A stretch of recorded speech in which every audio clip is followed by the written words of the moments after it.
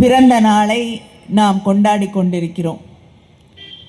தன்னுடைய வாழ்நாள் முழுவதும் தமிழர்களுக்காக, தமிழ் மக்களுக்காக, தமிழ்நாட்டின் உரிமைகளுக்காக, தமிழ் மொழியின் வளர்ச்சிக்காக தாழ்ந்து கிடக்கக்கூடிய தமிழகத்தை வளர்ச்சி பாதையிலே அழைத்து செல்லக்கூடிய வகையிலே பாடுபட்ட உழைத்த தலைவர்தான் தலைவர் கலைஞர் அவர்கள்.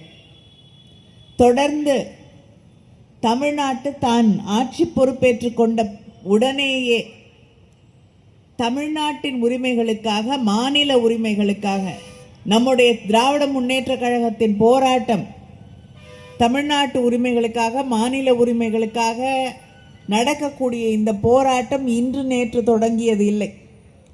அது பேரறிஞர் அண்ணா அவர்களின் காலம் தொட்டு தொடங்கி தலைவர் கலைஞர் அவர்கள் இந்த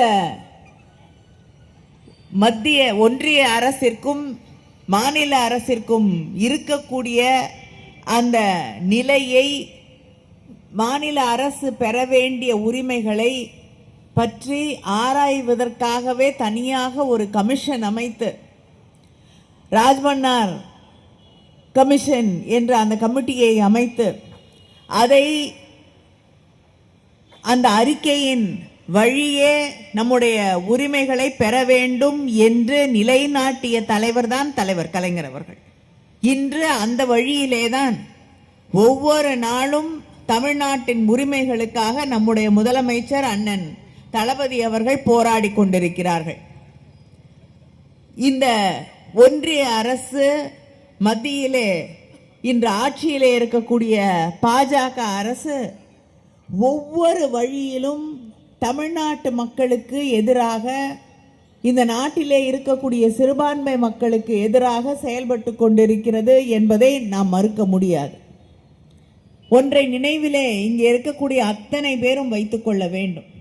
தமிழ்நாட்டுக்கு வரவேண்டிய ஜிஎஸ்டின்னு சொல்லி நமக்கு வரவேண்டிய வருமானத்தை, ஒரு மாநில அரசுக்கு வரவேண்டிய வருமானத்தை மொத்தமாக அங்கே இருக்கக்கூடிய ஒன்றிய அரசு இன்று எடுத்துக்கொள்கிறது. இங்கே நம்முடைய வருமானத்தை எடுத்துக்கொள்ளக்கூடிய அவர்கள் நமக்கு தர வேண்டிய, நியாயமாக நம்ம ஊரில் நம்ம கொடுக்குறோம், வரி கொடுக்குறோம், அந்த வரியிலேருந்து நமக்கு வர வேண்டிய தொகையை சரியாக நியாயமாக நமக்கு திருப்பி வழங்க வேண்டும். ஆனால் அது வந்து சேருவது கிடையாது.